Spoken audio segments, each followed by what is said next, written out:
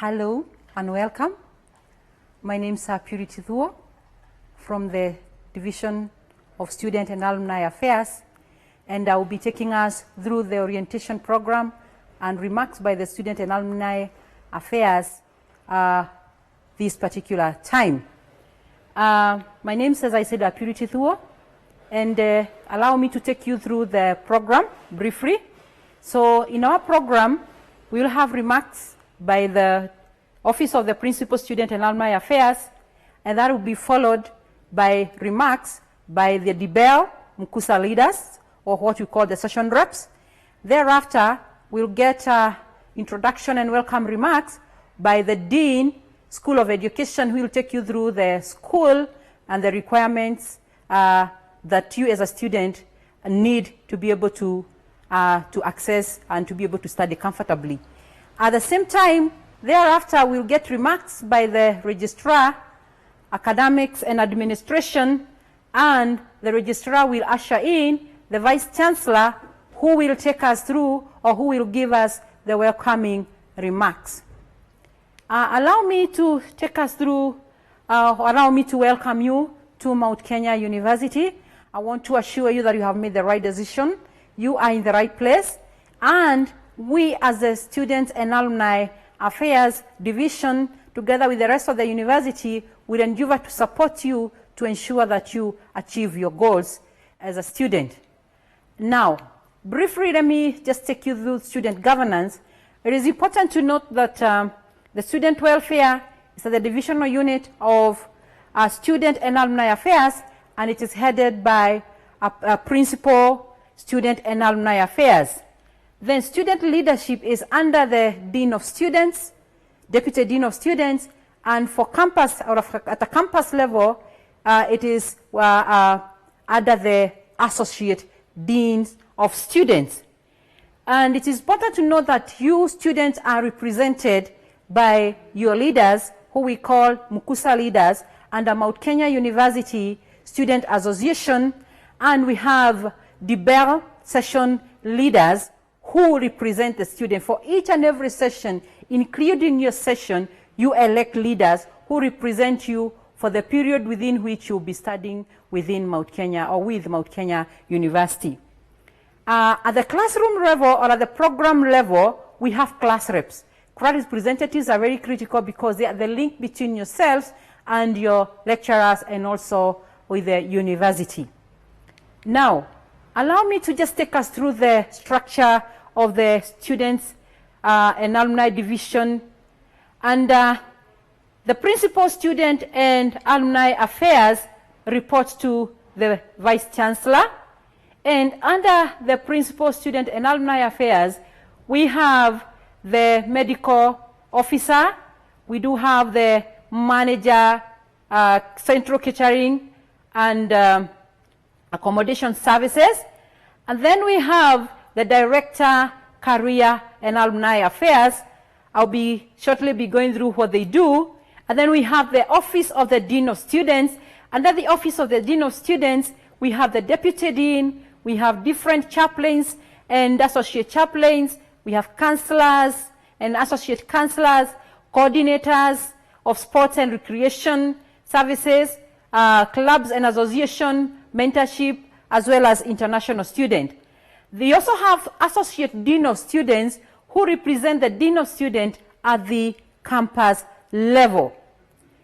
Now, let me go through the services that are offered by the Student and Alumni Affairs Division.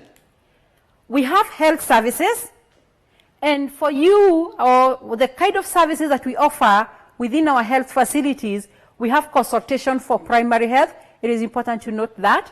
Then we have pharmacy, that is essential drugs, laboratory services, dental services, minor theater, visiting services, that is prevention and counseling, reproductive health, and it is important to note that we do not have assisted abortions. And also we have ambulance services. So how do you access the services? For you to be able to access the services, you need a student identity card, And in case you do not have an identity card, you can always get a note from the Dean of Students or the Head of Health Services, or at the campus level, you can be able to get one from the Associate Dean of Students. You can also be able to access emergency services within our health services. The next service that we offer is under catering and accommodation. So under central catering and accommodation, we have both on-campus and off-campus hostels. So on-campus hostels are within the university, and this is for both men and ladies, and off-campus hostels are outside the university premises and are privately owned.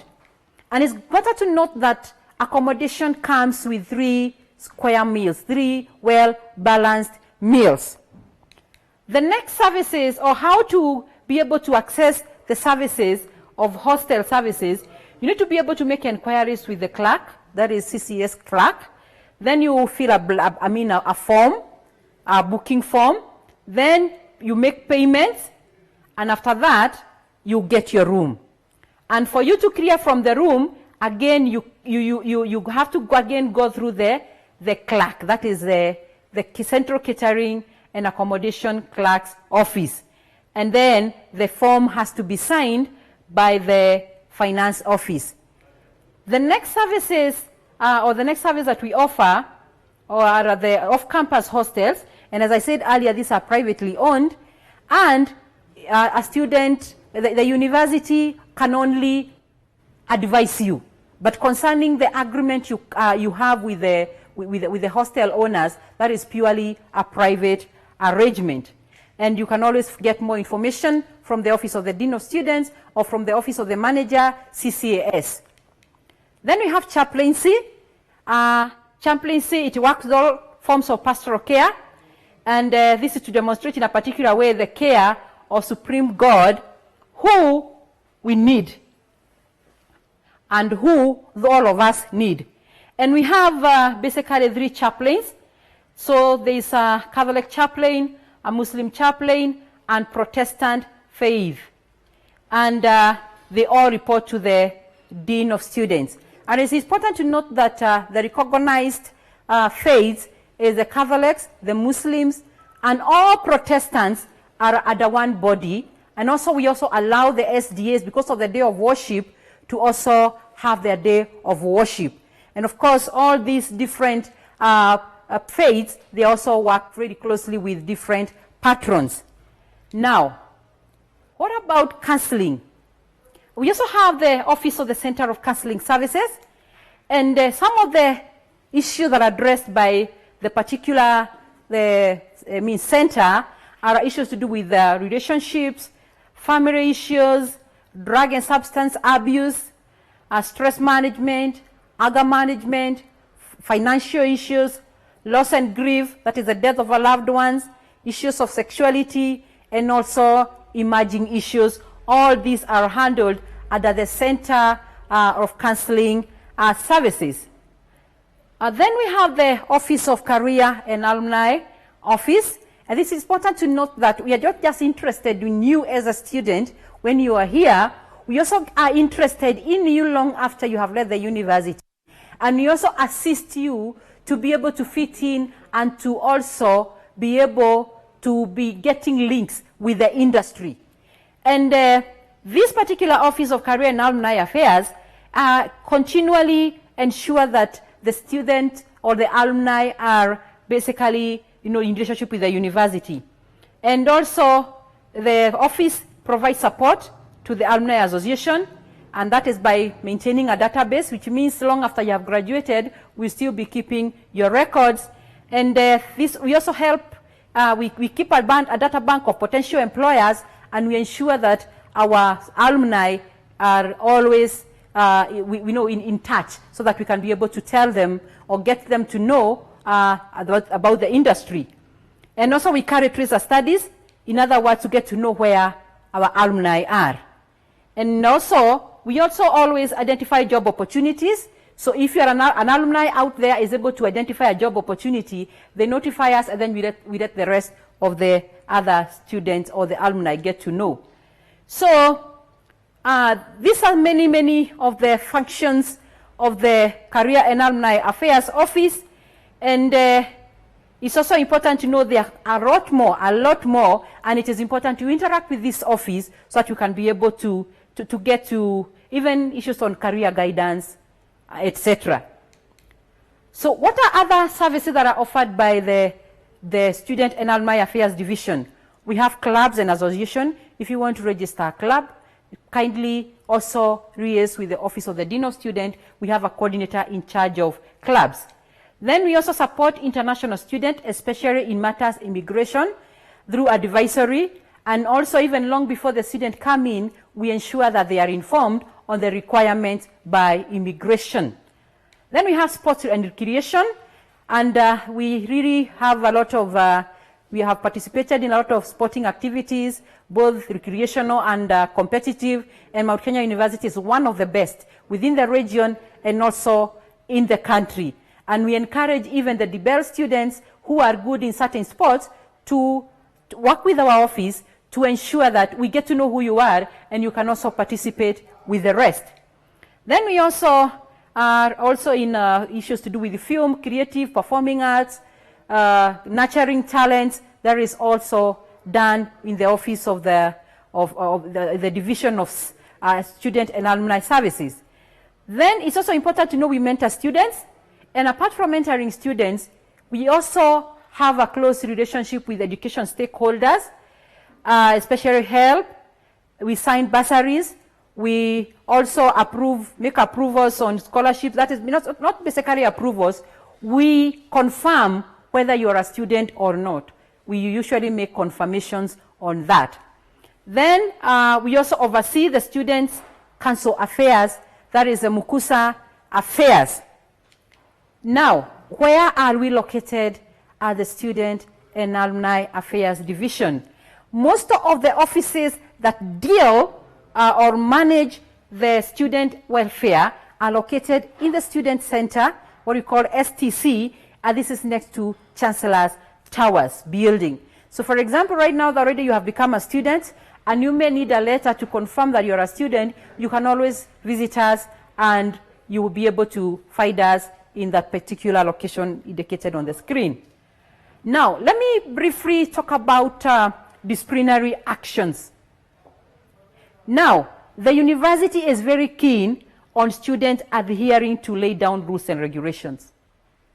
And disciplinary committee that deals with non-academic disciplinary issues is headed by the Principal, Student and Alumni Affairs.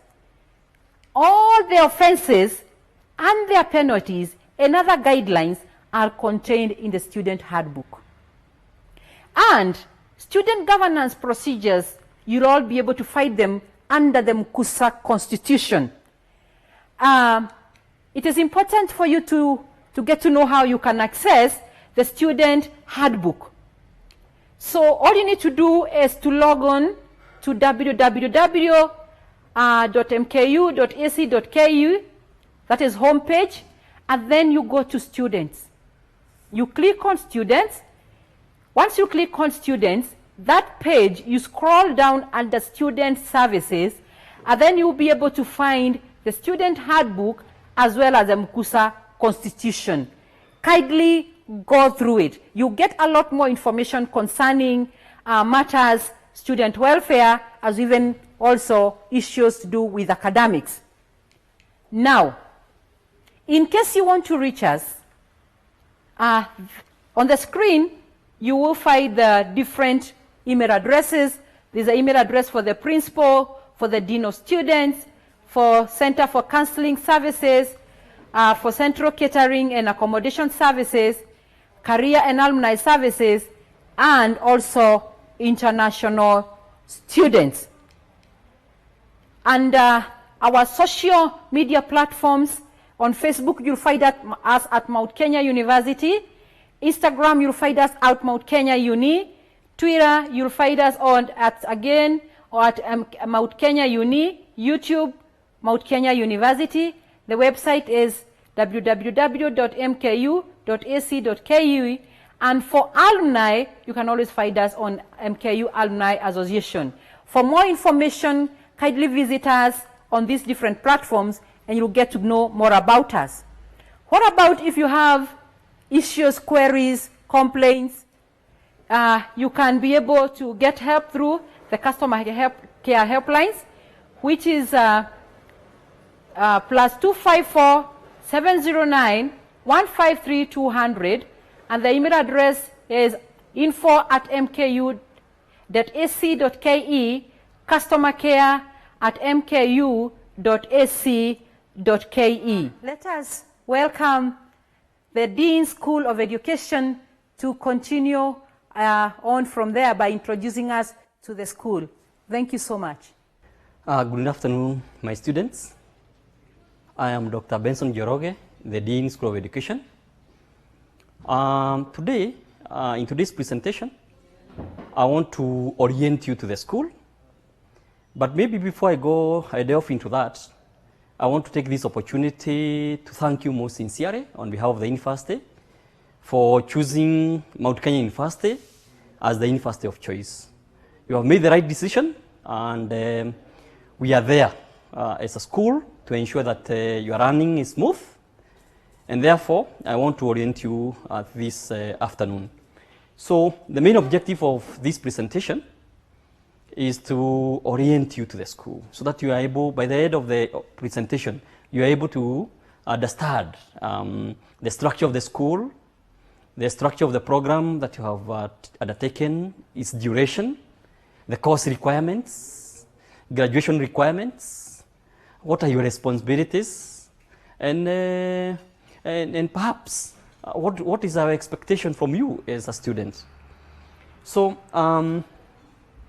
in this respect, I want to begin by talking about the structure of the school. Now, the School of Education is one of the largest schools in Mount Kenya University among the other 14 schools. The way you have the structure of a school system, that the principal is the head of the school. In the university, a school is headed by a dean. Now, in the School of Education at Mount Kenya University, we have 4 departments. The first department is the Department of Education Psychology and Technology. The second one is Education Management and Curriculum Studies. The third one is Early Childhood Studies. And the last one is Special Needs Education Department. Now, the Department of Education Psychology and Technology is headed by one, Dr. Ann Moiro, Dr. Ann Wajiko Moiro. Now, what are the programs at this department? For those of you who are taking Bachelor of Education Arts, Dr. Ann Moiro is now your HOD. The other programs include Master of Education. Those who are doing Master of Education, Education Leadership and Management, Educational Psychology, Instructional Technology, Special Needs Education, of course, Dr. Ann Moiro is your HOD. Then those who are taking postgraduate diploma in education, again, they fall, that program also fall at the Department of Education, Psychology and Technology. We shorten it as EPT. Now, the next department, that is the Department of Education Management and Curriculum Studies, is headed by Dr. Reuben Koima Kenei, the one here in the picture. The programs under the department are 3, Bachelor of Education Science, Enhancement, and then the doctorate program, that is Doctor of Philosophy in Education. The third department is the Department of Early Childhood Studies, which is headed by Mrs. Joyce Modoni Jero, the one in the picture there. There are several programs at her department, that is Bachelor of Education, Early Childhood Studies, Bachelor of Education, Primary Education, Diploma in Early Childhood Education, Masters in Early Childhood Education, and we also have a doctorate in Early Childhood. They are all at the Department of Early Childhood Studies. The last department is the Department of Special Needs Education, which is headed by Mr. Wellington Mutua Kakui, the one in the picture there. There are several programs under the department. That is a Bachelor of Special Needs Secondary Education, Bachelor of Special Needs Primary Education, Diploma in Special Needs, Masters in Special Needs Education, and then we have a PhD in Special Needs Education. Now, so you can see we are looking at the entire picture of education, that the leadership and management, the issue of psychology, technology, early childhood, we take care. We also take care of the children with special needs. So the school is able to house all these programs. Next, now there is this program that, program or the mode of study that you have joined in, the distance institution-based and electronic learning, which we shorten as DIBeL. I want you to understand what is DIBeL. DIBeL is a braided mode of study. So it is two-pronged. That is, a lot of the learning takes place face-to-face, eyeball to eyeball. So here, you're able to meet your lecturers and you are taught. Then 2/3 of the course is done through e-learning, or what we call the web-based learning. I'll be explaining more on the same. So the face-to-face learning takes place during the school holidays. So once you close down the school, for 14 hours, you're able to learn through face-to-face. While the e-learning or the web-based learning occurs through the virtual classroom asynchronously during the 14 weeks during the school term. Then why did we as an university decide to have this braided mode of study, the DIBeL? One, to meet the ever-increasing demand for higher education. Number two, we realized that the Teachers Service Commission has developed what we call the TSC Career Progression Guidelines, which became effective on 8th November 2018. There is demand from the teacher's employer that teachers must keep on with the professional development. And so we created an avenue through which you can be able to advance your education. And that can only be possible through the distance institution-based and electronic learning. Then we have also realized that with advanced technology, learning in the 21st century is no longer confined to the four walls of the classroom. And therefore, with that is occurring at the same place, same time with a lecturer. But this time we are saying, with DIBeL, learning can take place anywhere, everywhere, at any time. Because once, as we go on with the orientation, you realize that once you are hosted through the virtual management learning system, and you are able to run online, you can run anytime, at your convenience. Maybe you can run after work. You can wake up early at 4 a.m., log in, and maybe be able to access the materials there, interact with the materials, interact with your lecturers and fellow students across the globe through the virtual management system. It occurs at your convenience. So then, this mode of study, what is your workload as a student? We have said the face-to-face component takes 14 hours.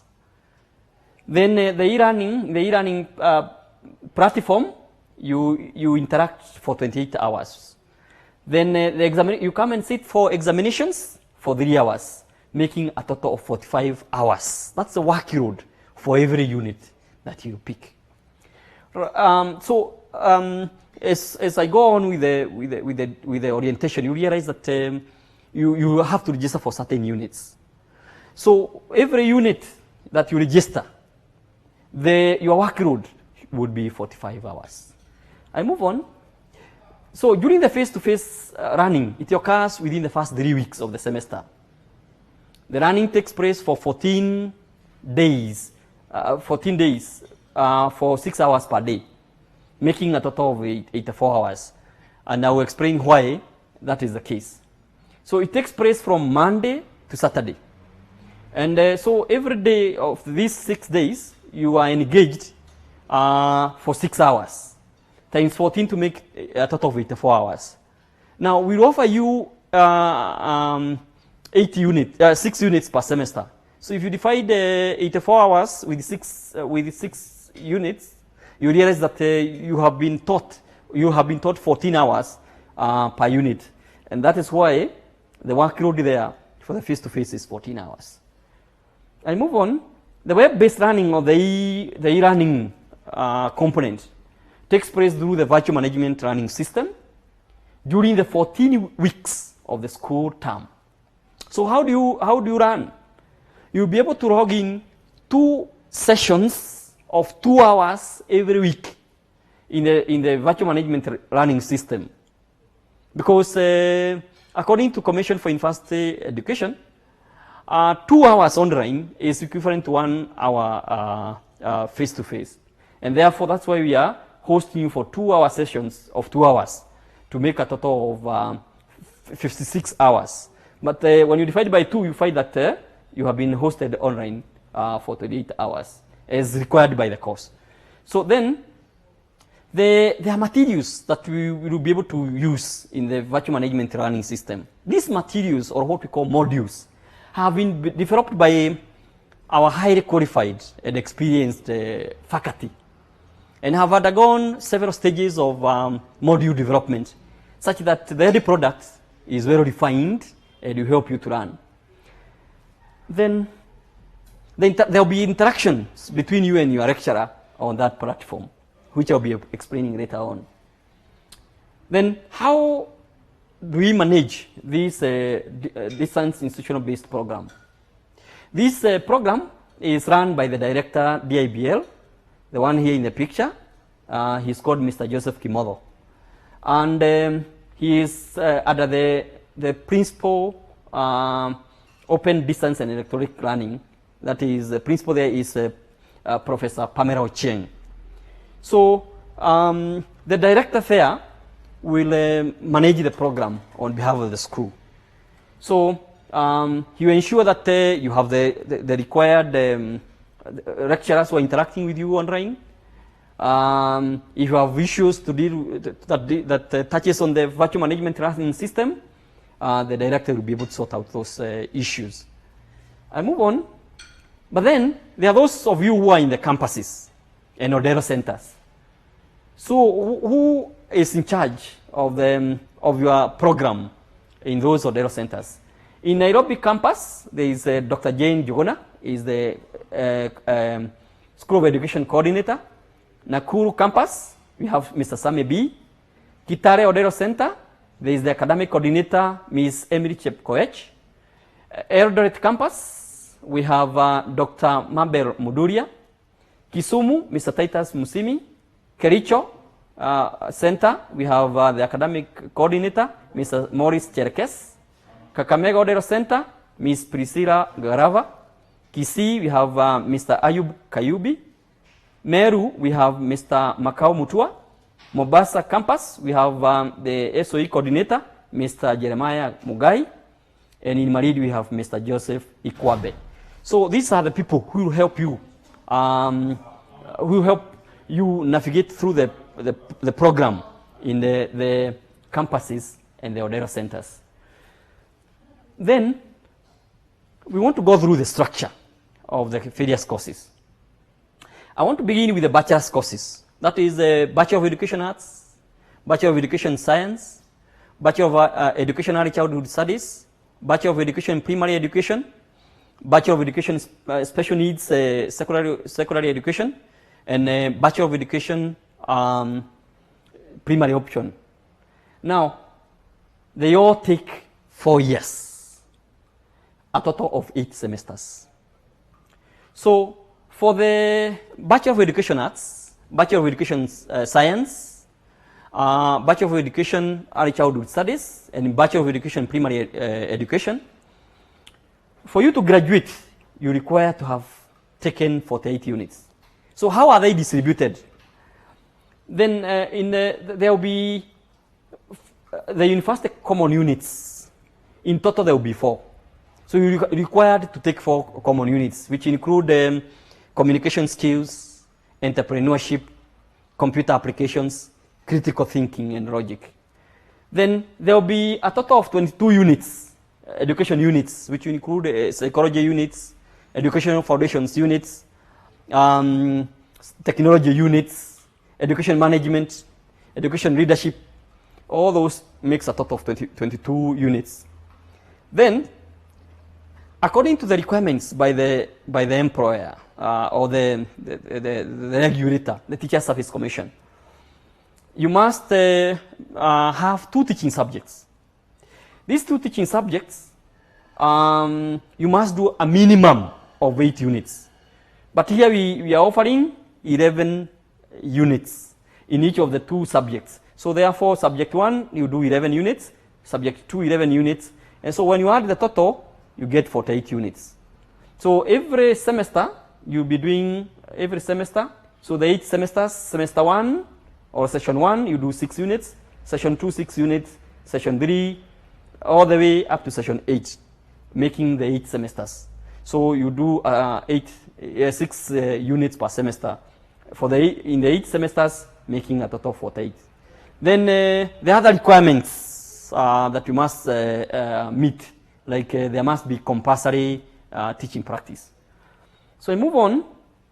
The next one is for those taking postgraduate diploma in education. You're required to do a total of 23 units. There will be the common education units, which are 19. Special methods subject 1, 1 unit. Special methods subject 2, 1 unit. Then you require to do a project and then teaching practice, making a total of 23.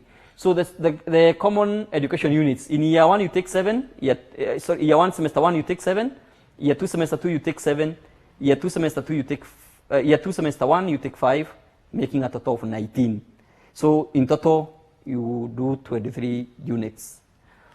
Then we move on to now the structure of the Bachelor of Education Arts, or those who are taking Bachelor of Education Science, Early Childhood Studies, Primary Education. You graduate with 48 units, like I have explained. And then you must also take a compulsory teaching practice. Then those who are taking Bachelor of Education, Special Needs Education, Primary Education. Because remember, you have to do an area in special needs. And so the target for these are those primary school teachers who want to get an extra course in special needs. So the university common units are 4, special needs education units are 16, education units 15, then teaching subjects 15. That is, you'll be able to specialize either in science and mathematics or arts and languages. So once you choose that, you do 15 of them. Then there will be subject methods units, 6 of them, making a total of 56. Then compulsorily, you must undertake a 1 semester teaching practice and also an individualized educational program project. So on top of the 56 units, you must carry out a teaching practice and then you do a project, individualized educational program. That is where you fall a student, you fall through a student who has a special needs, and you're able to see right from the beginning to the end how you're able to help that student. Then we move on.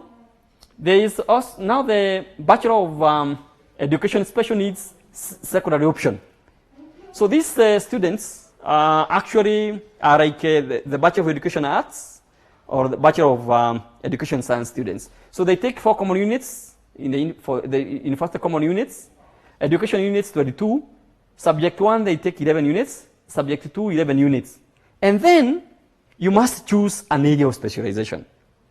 In special needs education, we have several areas of specialization. Like one is PH, physically handicapped. And then we have VI, visually impaired. We have HI, those have issues of hearing. Then we have braille deaf. Then we have autism. So you must choose an area of specialization. Then emotionally disturbed behavior.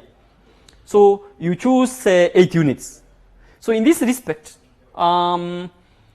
you take 56 units within the 8 semesters. That means every semester you'll be taking 7 units.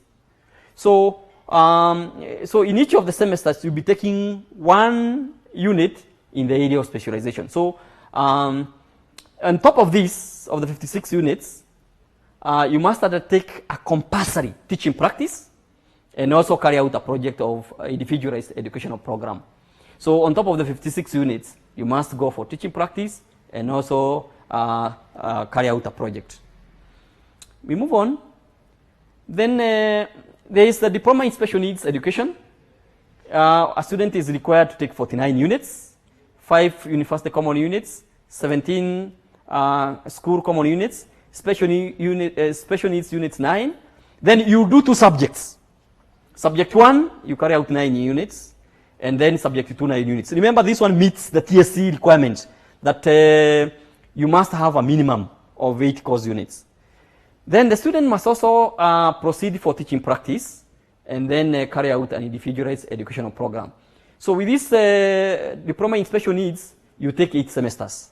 7 semesters, you'll be taking 7 units per semester, making a total of 49. And then 1 semester, you proceed for teaching practice. Then we have a diploma in early childhood development. The course takes 7 semesters. So 6 semesters, you take 6 units per semester, making a total of 36 units. In the last semester, you proceed for teaching practice.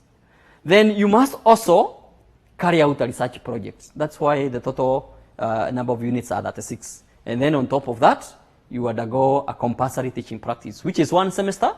You go to a school, and then you teach under the guidance of a supervisor, and then under the guidance of a cooperating teacher, and then under the guidance of the school head, and the HOD in the department, and the head of subject, so that within that semester, you acquire some skills.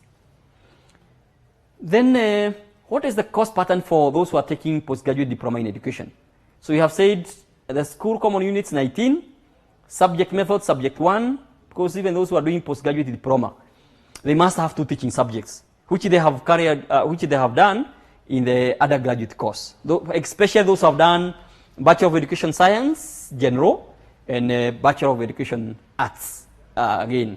So we pick 2 teaching subjects, and they'll be able to do the subject methods. And then they'll carry out a project, making a total of 22 units. Then they must proceed also for teaching practice for 1 semester.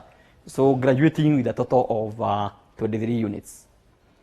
Then we move on. What about those who are taking Master of Education? They will be here for 2 years or 6 trimesters.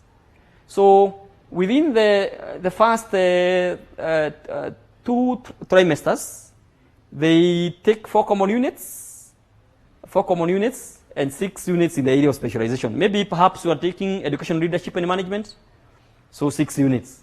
Instructional technology, 6 units. Special needs education, 6 units. Early childhood studies, 6 units. But there will be 4 common units, the school common units. Educational statistics, scholarly writing, research methods, and computer applications. Then you will be required now, the remaining part of the other 4 trimesters, to carry out a thesis. So you develop a research area, you develop a proposal, you go to the field and collect data, you do the necessary defenses.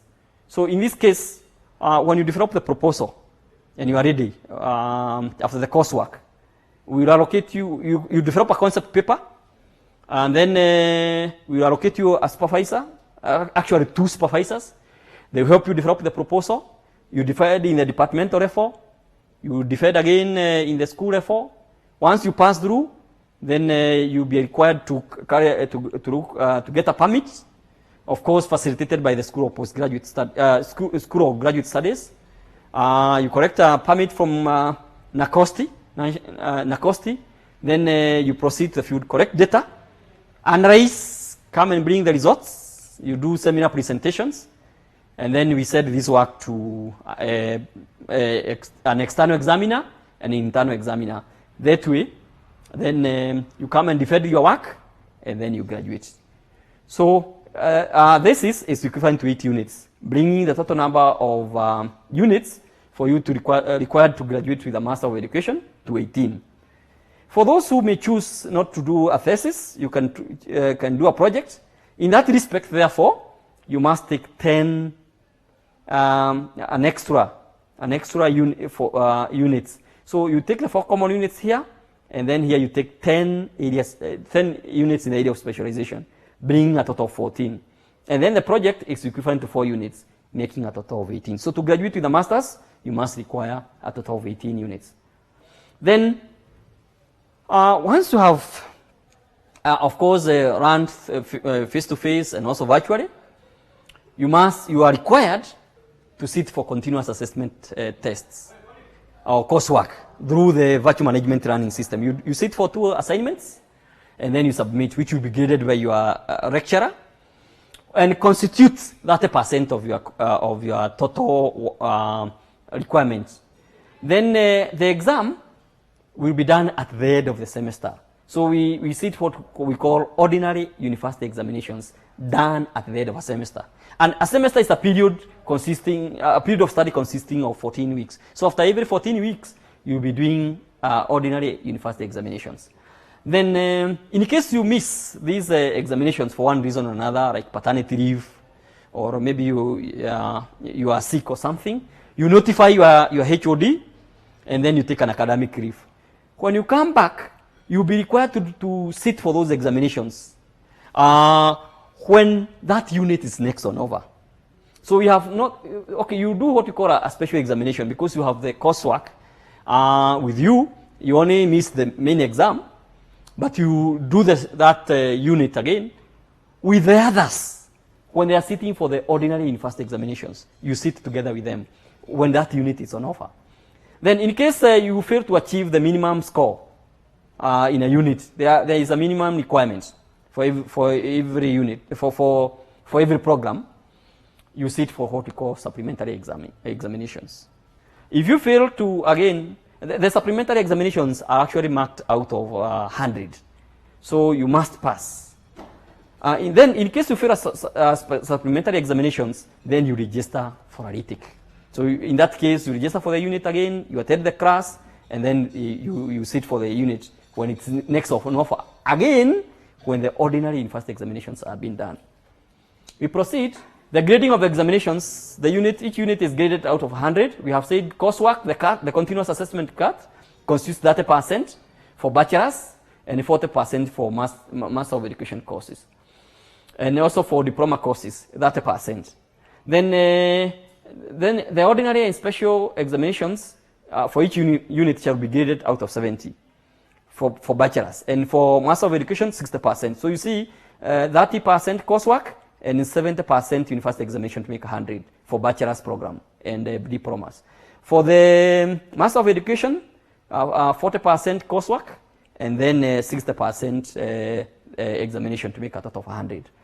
For bachelor's, the pass mark is 40%, and the pass mark for Masters of Education courses and diplomas is 50%. Then. So if you fail to satisfy these requirements, the pass mark is 40. You now sit for supplementary examinations for the bachelor's program, and 50% for the master's and diploma courses. The grading system is as follows. Above 70 and above, you get, it's graded as with letter A, 60 to 69, B, 50 to 59, C, 40 to 49%, D. And if you fail, that is below 39, you get an F or fail. This is when you do a supplementary exam. Now, in case you get an aggregate, a mean standard score of all the aggregate units you have done, and you get a 70 and above, in that case, you get the grading will be an A total, and then the degree you get will be classified as first class. This is for bachelor's only. 60 to 69%, second class honors upper division. 50 to 59, second class honors lower division, This is second class honors, lower division. And then 40 to 49 is a pass. So I repeat again, above 70, first class. 60 to 69, second class honors, upper division. 50 to 59, second class honors, lower division. And then 40 to 49 is a pass. Then for the diploma, that is for the diploma, postgraduate diploma, diploma in special needs, diploma in early childhood studies, if you get above 70, you get a distinction. 60 to 69, credit 1. 50 to 59, credit 2. And 40 to 49, you are only given a pass. Then we move on. Academic advisory. We have realized that the academic journey requires support. We all require support. So, and in this case, Mount Kenya University School of Education has devised a program that is the academic advisory program to help you navigate, to help you journey through this academic journey.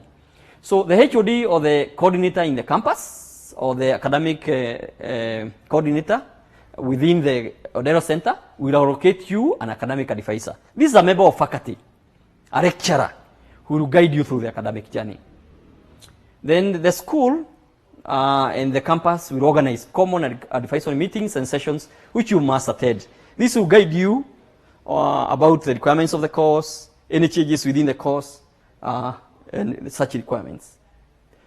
Then what are the responsibilities for you as a student? The first responsibility is for you to register the units online.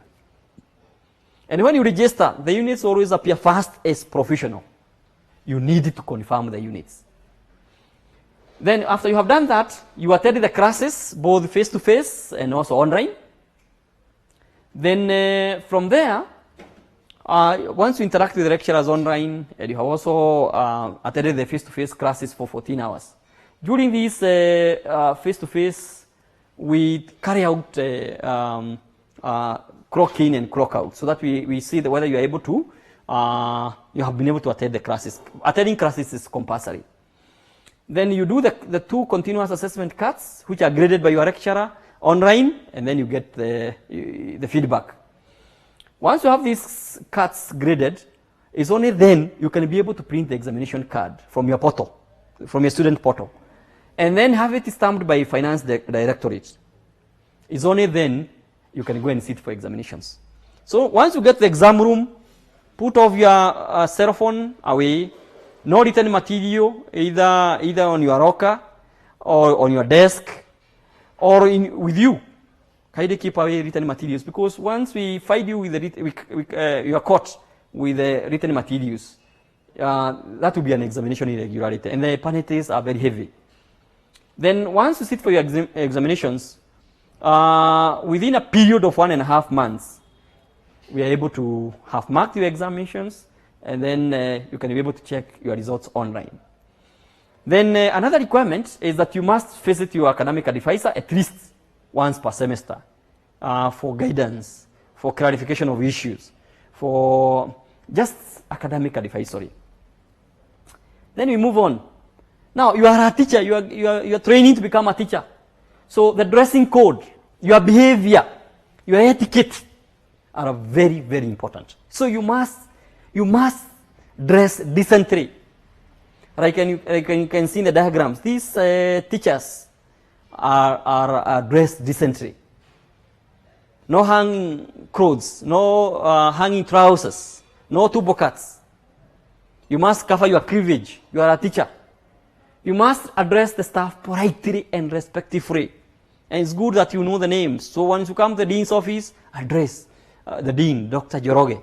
You move to the HOD, Education, Psychology and Technology, Dr. Anne Moiro. Education Management and Curriculum Studies, Dr. Ruben Kenei. How are you, sir? Can you help me have this issue?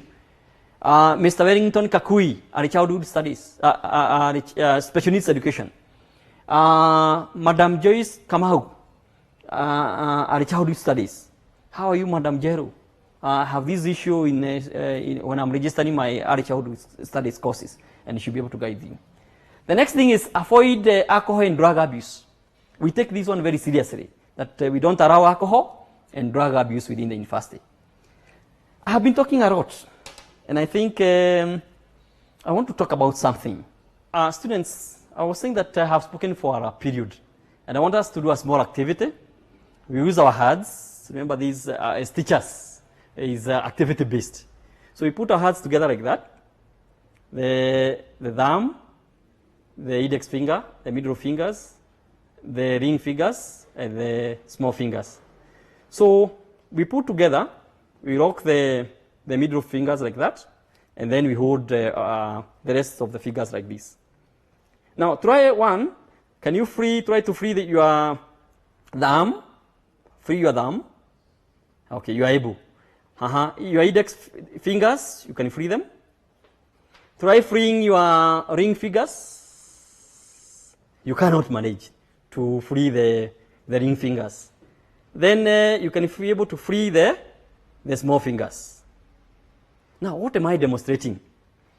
The thumbs represent your parents. One day you leave them, or you have already left them. You have gone to work somewhere. You have married or gotten married. The index fingers represent your siblings, your brothers and sisters. They will leave you. They will get married. They will marry. They will move to a distant land to do work. Then the rest, that is small figures, represent your children. One day they will leave you. They will go and get married. They will marry. They will go and do work. But the ring figures represent you and your spouse. You cannot be able to free yourself. That's why the ring is put in the ring finger. You cannot be able to free yourself. So what is the moral behind this story? That when you come here to do your course, if you are married, kindly remain married. Avoid toxic relationship. Because you destroy your family. You come here for a degree, we want you to improve your family, the livelihood of your family. But when you come here and engage in toxic relationships, you destroy your family, which is bad. Then the next thing I want you to do is, in the course of time, you download from the internet or from the TSC's, the Teacher Service Commission website, the Code of Regulation for Teachers, which spells out what is the Code of Regulations. How should you behave as a teacher? It spells out your behavior, the expected behavior for a teacher. Then, I want to introduce something else, the faculty.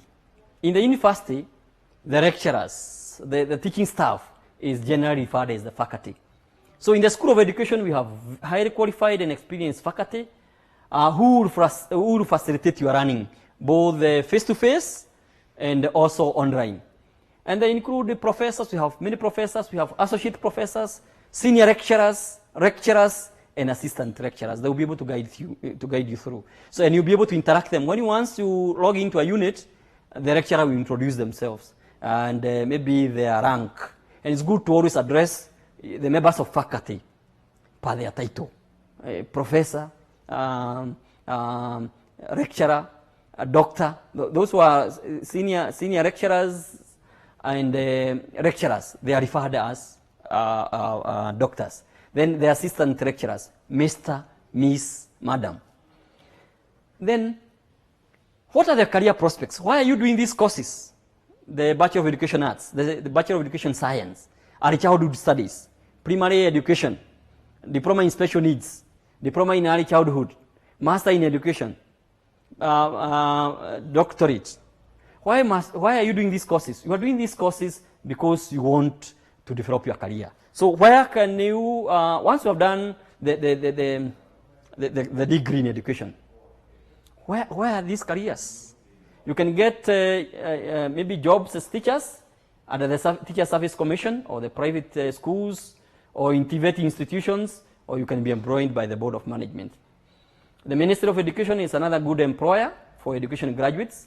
Kenya Institute of Curriculum Development, Kenya Institute of Special Education, corporate trainers, UNESCO, NGOs dealing with education, there are quite many, Commission for University Education, Higher Education Loans Board, Kenya National Examination Council, Kenya Education Management Institute,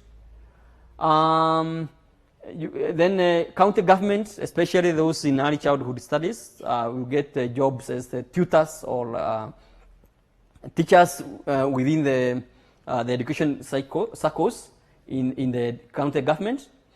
Then CECs in the county government, lecturers in both private and public universities, school managers or administrators, educational consultants, librarians, coaches, that is in sports or recreation activities, especially because we offer physical education.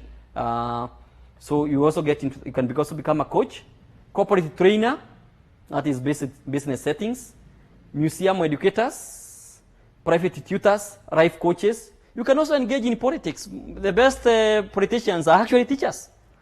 Then, very key, we want you to become entrepreneurs in education because we are training you to become job creators, not job seekers.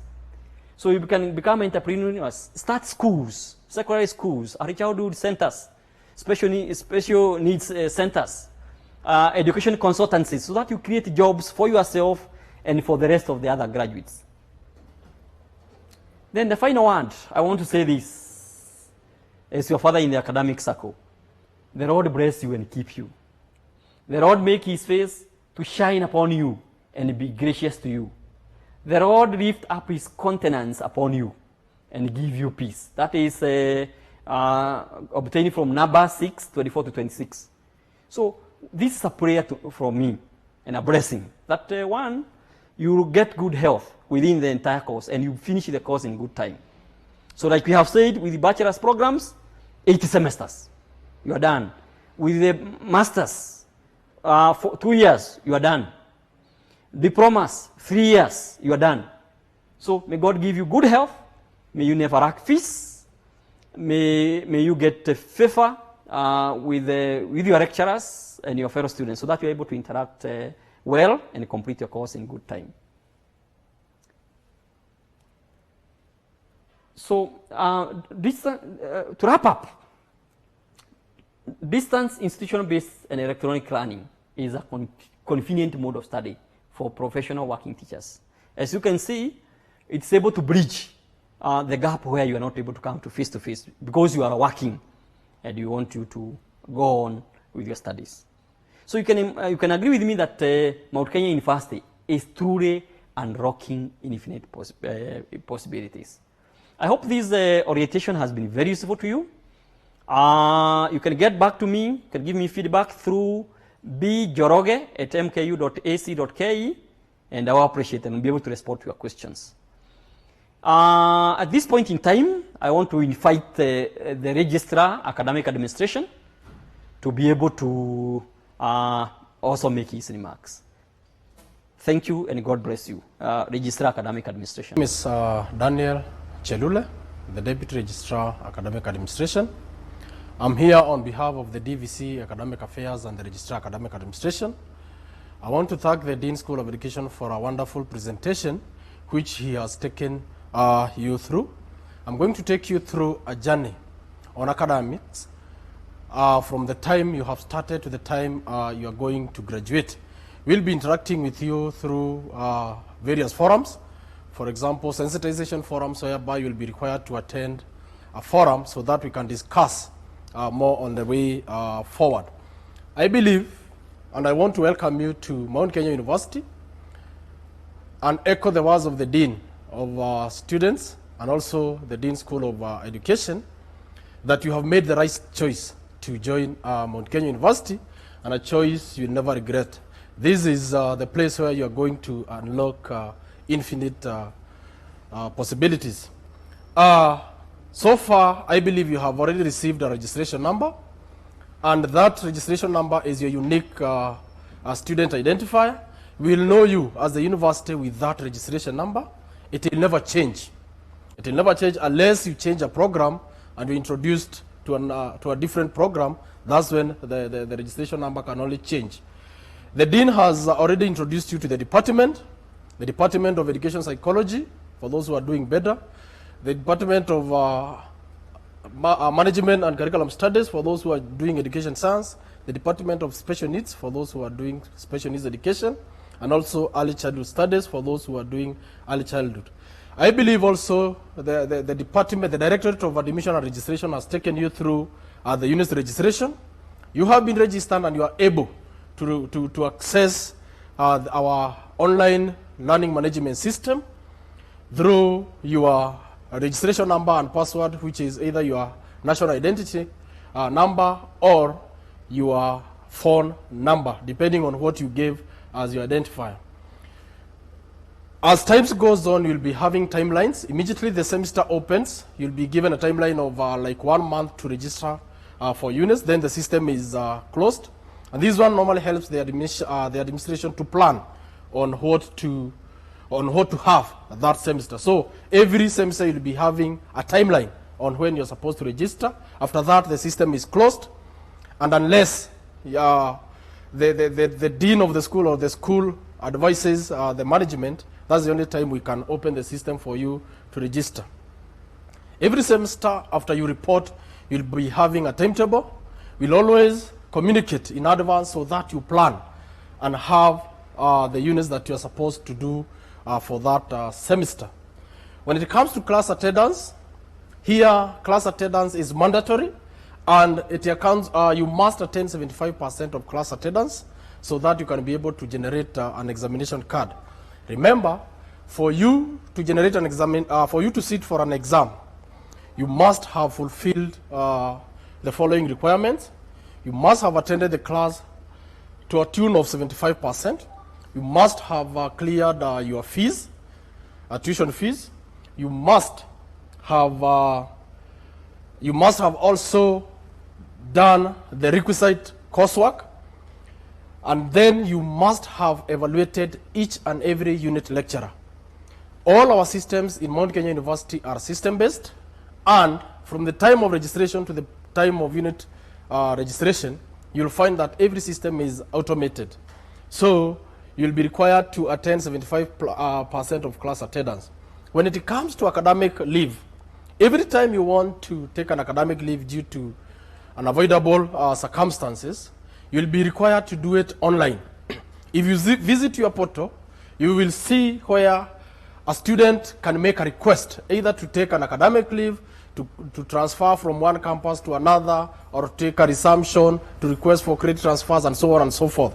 So when it comes to academic leave management, when you apply, you must wait until the requisite departments have approved, so that you can generate a letter. Then it is stamped by the Director, Admissions and Registration. Then you proceed on leave. If it has not been approved, we will not. If you cannot be able to generate the letter, we will not allow you to take a leave, because the management will not have information that you have formally taken academic leave. When you come back after maybe 1 semester or 2 semesters, depending on what you had applied for, you must resume your studies officially. In this case, you also have to go to the student portal, make that request on resumption. Then the requisite departments are going to approve. Then you resume your studies. The Dean School of Education has also explained more about examinations. I'll only touch it when I come to the same on examinations. When it comes to graduation, you're expected to graduate timely without wasting much time. You are supposed, if for example you are doing a Bachelor of Education Arts, you are required to graduate after, the way the Dean has explained, after 4 academic years. After that, it depends now whether you had taken your leave or not. When it comes to communication to students, we have the following portals where we communicate to students. One, we communicate to you through a student portal. Every time a communication comes from the management of the university and the Senate, the communication must be done through the student portal so that it reaches each and everyone. Then we also communicate through the notice boards. This is where we put, for example, most of our timetables. Then we can also communicate on urgent meetings which requires you to attend. We can also have upcoming activities like public lectures. We normally put them on notice boards. And Dean of Students mostly communicate through the notice boards. We'll be seeing the same as we go on. We also communicate through bulk SMSs, and this one only comes from Mount Kenya University. And this, I said, is an SMS that you don't respond to because it is a corporate SMS which is sent to all students. So the moment you receive a communication from Mount Kenya University, you must take it seriously because it is the management which is communicating to you. So never respond to any communication that does not come from Mount Kenya University. We also communicate through class representatives. And in this case, the moment you now get into the class, you'll have to choose a representative, a class representative, and this person communicates directly to the dean. And any communication that comes from the dean through the class representative must also be taken very seriously. We also communicate through Mukusa representatives, and in this case, you'll be told, I believe the dean of students has told you how you'll be having your representative as a Mukusa for this cohort in this semester. Then we also communicate through the dean of student on matters student welfare. Anytime we have an issue on student welfare, the management can also communicate through the dean of student. Then when it comes to regulations for undergraduate degree courses, after you have been admitted, you are normally given a provisional admission for a period not exceeding 2 years. This allows the university to do the background check so that we see whether we see the genuinity of the documents that you have presented to the university. So this one, if you don't fulfill that requirement by the end of 2 years, the university can release you on grounds of not having, for example, genuine academic certificates. You'll also find that those students, for example, who are normally disqualified from another institution or discontinued from another institution, and they come in, you'll find that mostly they were discontinued on indiscipline cases, and in this case, we only give you a provision of 2 years. This doesn't mean that it is at the end of 2 years. No, it can be done even within the first year, within the first 6 months, and so on, or within the first semester or the first trimester. So in this case, it is only that it extends up to 2 years. When it comes to admissions and registration matters, there is a committee of Senate which shall be responsible for all undergraduate admission matters in the university. So anything that comes to the admissions, it must go through the Admissions and Registrations Committee, which is a committee of Senate to approve, and then the Senate to ratify later. In order for you to graduate as a student, you shall be required to have completed a course made up of cluster, university, common, and core units, and those specified by schools and departments as outlined in the course structure. In this case, I'll request that you make a humble request to the department, they give you a course structure.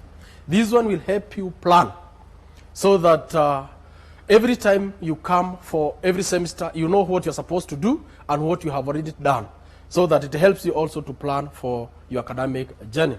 When it comes to changing a course, the university shall allow a student under very special circumstances to change a course or program of study, provided one is qualified, as may be approved by the deans of relevant schools.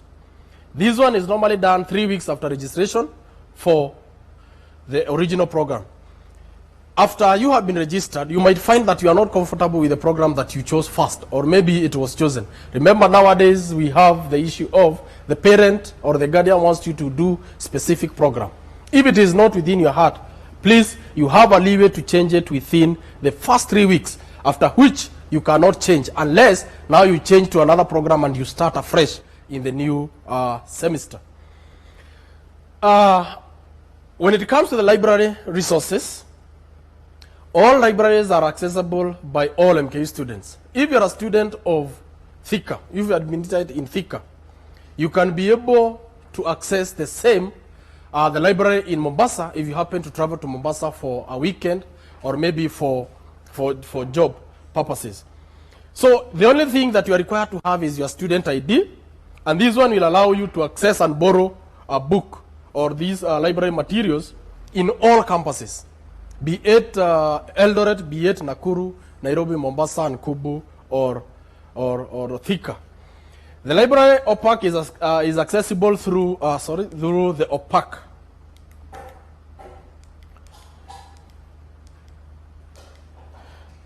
The library is only accessible through OPAC, and in this case, you'll be required to access so that you can see where the book is available. Remember, you can check whether the book is on the shelf in Thika or in Eldoret, so that when you plan to have that book, you can just go to that campus and have the book. For the period within which you're supposed to loan for a book or to get a book, for undergraduate students, you can only borrow 5 books, a maximum of 5 books, and the loan period is normally 2 weeks. For postgraduates, you can loan 6 books for a period of 14 weeks. After those days, after those weeks which you have been given, overdue items attract a fine of 5 shillings per day. So if you happen to borrow or lose a book and you don't report or pay in advance, it will pile every day at 5 shillings until the time you are going to get that book or you purchase a new book. We have a digital library which is accessible to all students. You can access it using your mobile phone, or even using your computer, or using Kindles, which are available in all our libraries within the university. And also you can access it through even cybers, where you can access the internet. And in this digital library we have the following. We have ebooks, then we have e-journals, e-repository, and then we have DVDs and CD-ROMs. When you go to the library, you can be advised, or if you want a book which is only accessible through ebook, you will be given a password, which we are going to look at it, whereby your password is going to be the registration number, and your username is going to be the registration number, and the password is you are going to be given in any campus. But in this case, our password is 1 up to 6, 1, 2, 3, 4, 5, and you can be able to access all our resources within Mount Kenya University. When it comes to general examination regulations, the Dean School of Education has expounded on the same, but I want to stress something. When it comes to special exams, supplementaries, and retakes, so we have the 4 types of examinations in the university. Ordinary exam, which you are going to do at the end of the semester. Then we have special exams, which you are going to do if you fail to do the ordinary exam due to legal acceptable reasons. You'll be allowed to do special exams. Then we have supplementary exam. If you fail the ordinary exam, you'll be required to do the supplementary exam. That is, if you don't get the pass mark as the Dean has explained, which is at 40% for undergraduate and 50% for postgraduate. Then there is a retake. If you fail a supplementary, you will be having a retake, which will be held under such conditions set by the Senate. You will realize that every semester the units are normally floated by the department. So not all the curriculum will be available in each and every semester. You will find that specific units will be available at that semester. So if you happen to fail to do an ordinary exam and plan to do a supplementary the following semester, that unit might not be on offer. So you might be forced to do it maybe next year. And maybe even after 2 semesters, that unit is not on offer. So you'll be required also to do the same after 2 or 3 semesters. So make sure that with all conditions, have the ordinary exam done at the end of every semester. The Dean also have explained about the semester, which is a period of study consisting of not less than 14 weeks and not more than 16 weeks. So in this case, as the Dean was explaining, you'll be required to do 14 hours face-to-face and 28 hours online. Remember, 2 online hours is equivalent to 1 face-to-face hour. In this case, you'll be required to have at least 56 hours online, so that you meet the 28 hours online. Then a trimester is a period of study consisting of not less than 10 weeks and not more than 12 weeks, as the Dean has explained. For credit transfers, a student is entitled, if you're a diploma holder, you're entitled to a maximum of 10 units. And if you're a transferee from another institution or another university, you're entitled to 49% of the units, provided the program that you did in your previous institution is the same with what we have in Mount Kenya University. The only requirement that you must have is all the units that you are requesting for credit transfers, you must have a pass, that is, or a B and above. you must be cleared from that institution. For diploma holders, you must have graduated from an institution which you are coming from. Then, if you are transferring from another university, you must be cleared from that institution. And we normally give a period, as I said, provisionally for 2 years, where after that, you can only be discontinued if you have not been cleared from another institution. If you are transferring from other international universities, you only require a qualification certificate from the Kenya National Qualification Authority with the equation of the same. So the transferred marks and grades will appear in your academic transcript, but the marks will not be used in certificate, diploma, or degree classification. We are not going to use the marks that you got from that institution to calculate your cumulative average score. So it is only going to appear as a credit transfer, in this case denoted by CT in the certificate. Academic warning: a student who fails in more than half the units taken in any one semester shall be given an academic warning by the Registrar Academic Administration. So if you fail more than half, if for example, like this semester, most of you have registered 6 units. If you fail half, that is, you fail 3, you are going to be given an academic warning.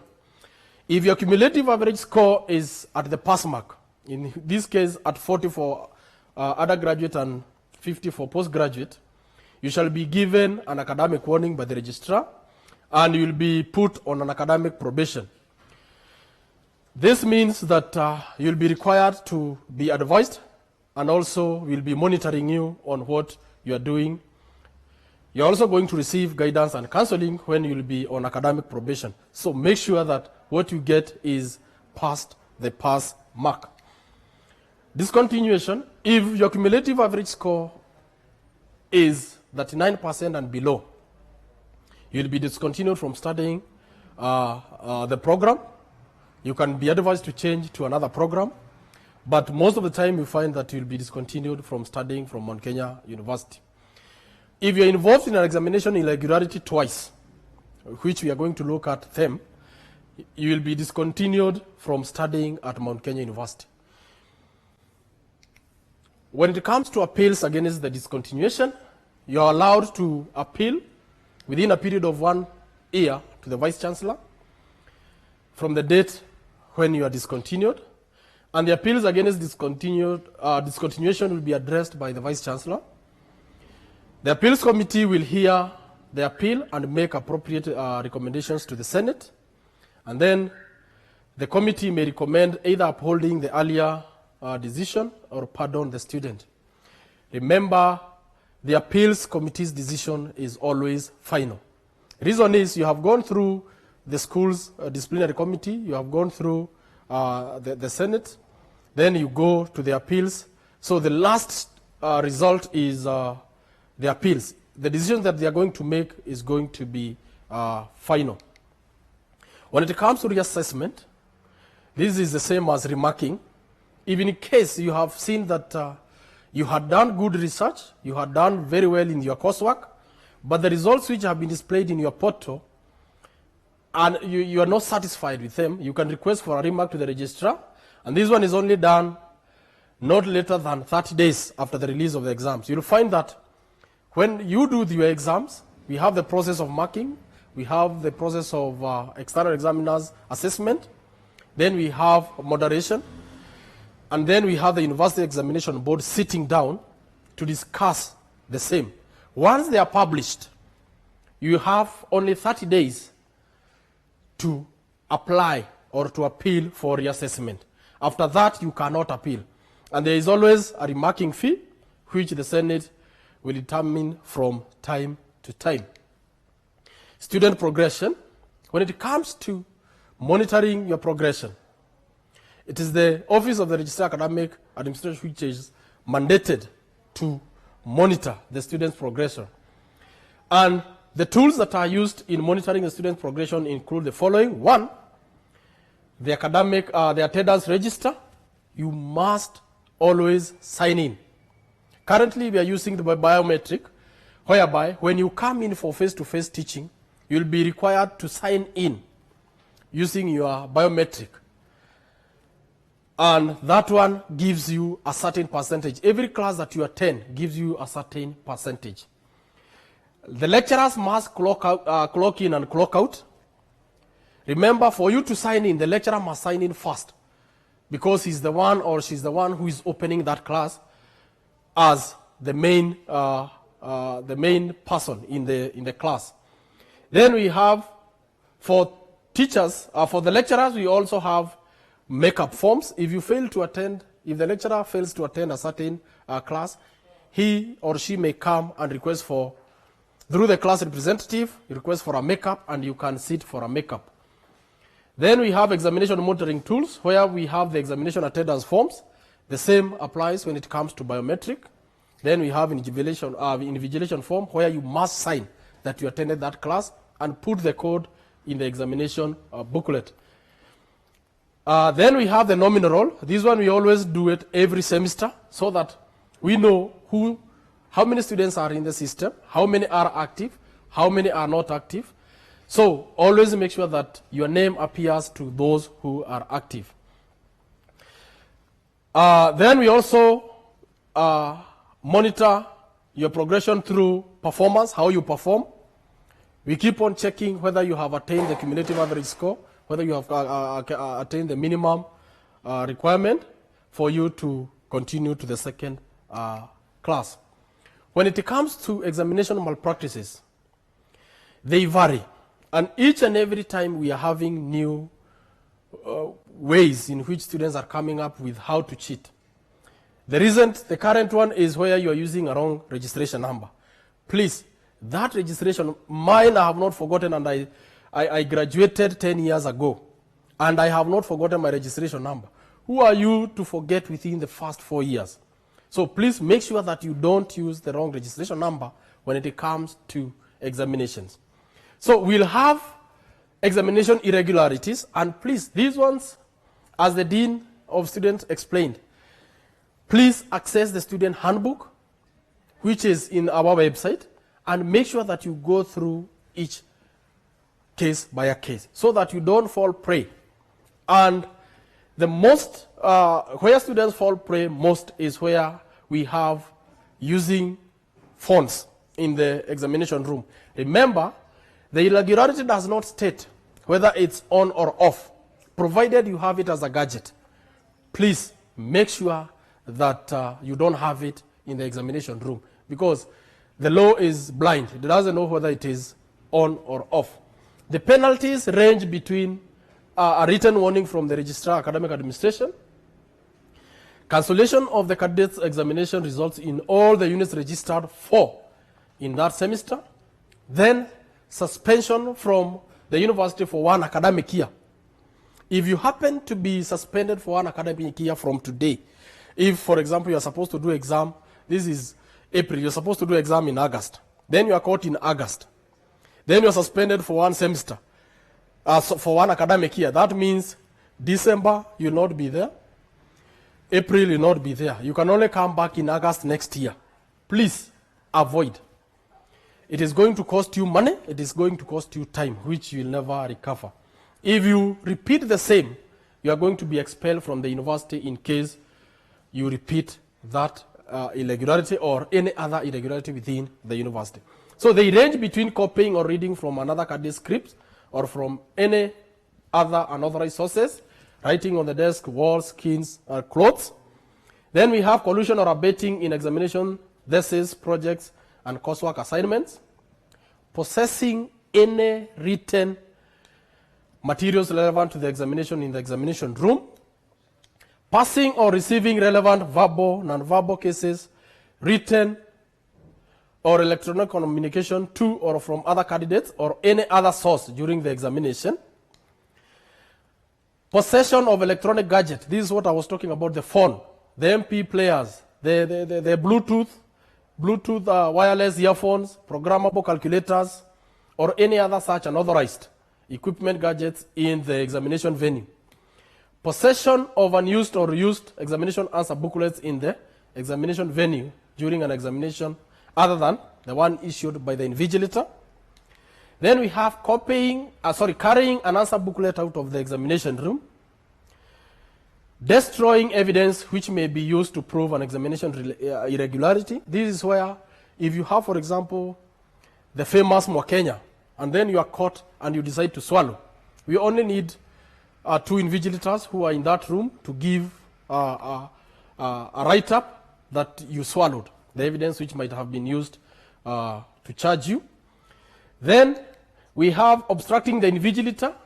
This one doesn't have warning or suspension. This one is cancellation of the examination results, and then you are expelled from the university. Presenting oneself in the examination venue under the influence of drugs or substance abuse and being disorderly and causing disturbance in the examination room. This is where you come drunk, assuming that you are very good at the unit that you are doing. Then you indulge in drugs and substance abuse, and you come and become disorderly. You have been having cases, and we always report the same to the security. Then you can be taken even to, you can be released to the government agencies for disciplinary action. Then impersonation. This is where you send somebody to do exams on your behalf. This one is not allowed, and if you are caught, both of you are going to be expelled, especially if you are both students within the university.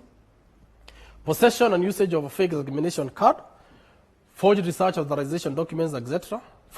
If you happen to forge a research document, you resubmit the whole work. You start afresh, and you can be expelled from the university in case of any repeat. Sitting for an examination in a unit which you had not duly registered or authorized for. If, for example, you have not registered for a unit, maybe due to fees, and you have not communicated officially so that you are allowed to sit for that exam. If you are caught on the same, all the exams are going to be cancelled, including the ones which you had registered, you had duly registered, and you had been authorized to sit for. So make sure that you don't sit for any exam which you have not been authorized to do. And this one will always appear in your examination card. Plagiarism, when you are doing your research and you are doing your coursework, and you don't acknowledge where you are getting that information, that is what we call plagiarism. If your work is plagiarized, you'll be required to resubmit. If, for example, you're a postgraduate student, you'll be required to resubmit all your research work for re-examination.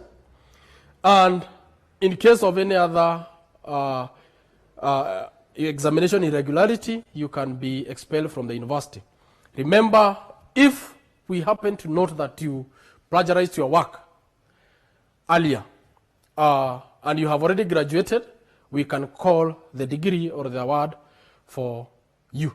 You can recall that certificate that we gave you as the university.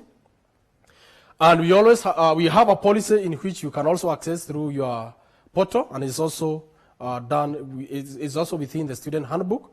Please make sure that you make the student handbook your friend, because that is where you have all your matters, as the Dean of Students was explaining. In my conclusion, I want to leave you with an African proverb which demonstrates how life is in the jungle. And in this case, you're also in the jungle when you have started your academic journey. Every morning in Africa, an antelope wakes up. It knows it must outrun the fastest lion or it will be killed. So for it to survive, it must outrun the fastest lion. Every morning in Africa, a lion wakes up. It knows it must run faster than the slowest antelope or it will starve. The lion knows it will always look for the weakest so that it can get something to eat. The same to you. Every time you wake up, you must plan for that day. Remember, you will never get that time back. If you waste that time within your academic journey, you will never get that time back.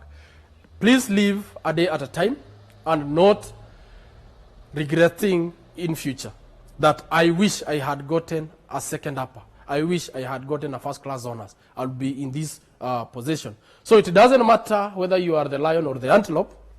When the sun comes up, you better be running. Our offices are in Alumni Plaza, first floor, the left wing.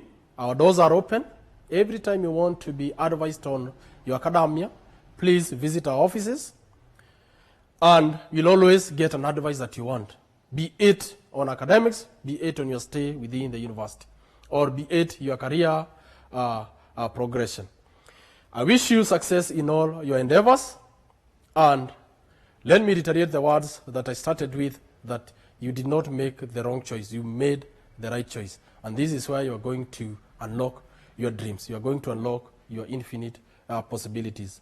Thank you, and may God bless you. These televised lectures supplement our robust online learning going on our MKU online platform. You can view more on our televised lectures via our online platform. We are in a digital era, and Mount Kenya University knows this. The following are the steps to follow so as to complete your online application. Download the application form from the website www.mku.ac.ke. Attach copies of your academic certificates and ID. Pay the application fees via M-Pesa pay bill number 270988. Your ID is the account number. 2,000 shillings is the charge for a postgraduate. You can also deposit in the bank accounts provided on the website. Then email all the above to apply@mku.ac.ke.